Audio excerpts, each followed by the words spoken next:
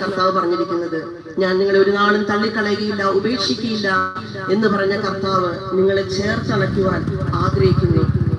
കർത്താവിന്റെ സന്നിധിയിലേക്ക് കടന്നു വരുവാൻ നിങ്ങൾ മനസ്സുകൊണ്ട് ആഗ്രഹിക്കുന്നുവെങ്കിൽ ഇന്ന് പകൽക്കാലം അതിനുള്ളൊരു അവസരം നിങ്ങളുടെ മുമ്പിൽ ഞങ്ങൾ ഒരുക്കി തരികയാണ്. നിങ്ങളൊന്നും ചെയ്യേണ്ട അതിനുവേണ്ടി ഒരുപാട് പണം ചെലവഴിക്കുകയോ, ഇന്നിപ്പോ ലോകക്കാരെ ഒത്തിരി രക്ഷയ്ക്ക് വേണ്ടി മലകൾ കയറുന്നു, കുന്നുകൾ കയറുന്നു, അല്ലെങ്കിൽ വളരെയധികം പണം ചെലവഴിക്കുന്നു, പല സ്ഥലങ്ങളിൽ പോയി, പല നദികളിൽ, പുണ്യ നദികൾ എന്ന് പറഞ്ഞ് പല നദികളിൽ പോയി മുങ്ങുന്നു. അവർക്ക് എല്ലാവർക്കും ആവശ്യമുള്ളത് രക്ഷയാണ്, മോചനം. പക്ഷേ ആ രക്ഷാപ്രാപ്തിക്ക് വേണ്ടി ഇതൊന്നും ഫലവത്തല്ല. കാരണം യേശുക്രിസ്തുവിന്റെ പരിശുദ്ധമായ പുണ്യാഹ രക്തമാണ് നമ്മുടെ പാപം പോക്കുന്നത്. ആ യേശുക്രിസ്തുവിന്റെ രക്തം കാൽവരി ക്രൂശിൽ ചിന്തിയെങ്കിൽ ആ രക്തത്തിലൂടെ മാത്രമേ മനുഷ്യന് പാപമോചനമുള്ളൂ.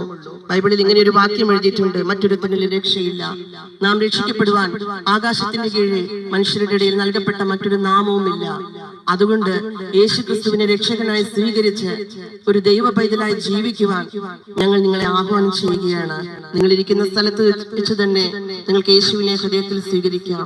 ദൈവത്തോട് ഇങ്ങനെ പറയാം, ആത്മാർത്ഥമായി നിങ്ങളുടെ ഹൃദയത്തിൽ നിന്ന് നിങ്ങൾക്ക് ഇങ്ങനെ പറയാം, യേശുവേ, എന്നെ സ്വീകരിക്കണമേ, എന്റെ പാപങ്ങളെല്ലാം പോക്കി എന്നെ കഴുകണമേ, അങ്ങയുടെ പൈതലായി, അങ്ങയുടെ മകനായി, മകളായി എന്നെ സ്വീകരിക്കണമേ, അങ്ങേ രക്ഷിതാവും പിതാവുമായി ഞാൻ സ്വീകരിക്കുന്നു എന്ന് ഹൃദയം കൊണ്ട് നിങ്ങൾ വിശ്വസിച്ച് വായ് കൊണ്ട് ഏറ്റു പറയുന്നുവെങ്കിൽ നിങ്ങൾ രക്ഷയുടെ അനുഭവത്തിലേക്ക് കടന്നു വന്നു.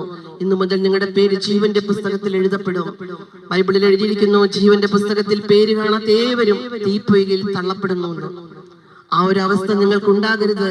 അതുകൊണ്ടാണ് ഞങ്ങൾ എത്രയും ബന്ധപ്പെട്ട് നിങ്ങളുടെ അടുക്കൽ ഇന്ന് രാവിലെ തന്നെ ഈ സന്ദേശം അറിയിക്കുവാനായി കടന്നു വരുന്നത്. ലോകത്തിൽ നിന്ന് നമുക്ക് പ്രത്യാശിക്കുവാനോ പ്രതീക്ഷിക്കാനോ ഇനി ഒന്നുമില്ല.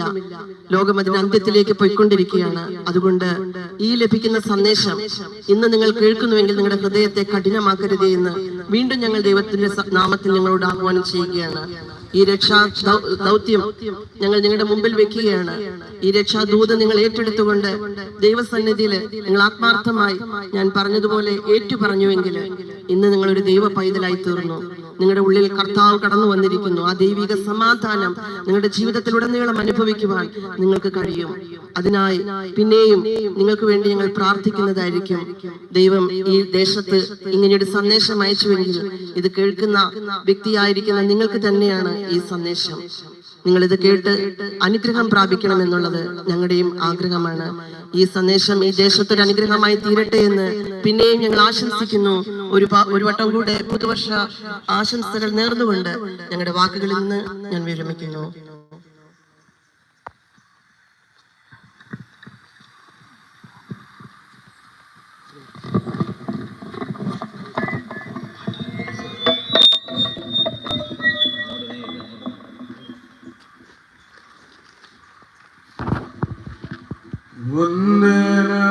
വന്ദനമേശുപരാ, നിനക്കെന്നും വന്ദനമേശുപരാ, വന്ദനമേശുപരാ, നിനക്കെന്നും വന്ദനമേശുപരാ, വന്ദനം ചെയ്യുന്നു നിന്നടി തിരുനാമത്തിനാദരവാ, വന്ദനം ചെയ്യുന്നു നിന്നടി തിരുനാമത്തിനാദരവാ. എന്നു നിൻ സന്നിധിയിൽ ആടിയാർക്കു വന്നു ചേരുവതിനാ, ഇന്നു നിൻ സന്നിധിയിൽ ആടിയാർക്കു വന്നു ചേരുവതിനാ, തന്ന നിന്നുന്നതമാ കൃപയ്ക്കായി വന്ദനം ചെയ്തിടുന്നു, തന്ന നിന്നുന്നതമാ കൃപയ്ക്കായി വന്ദനം ചെയ്തിടുന്നു. ഇത്ര മഹത്വമുള്ള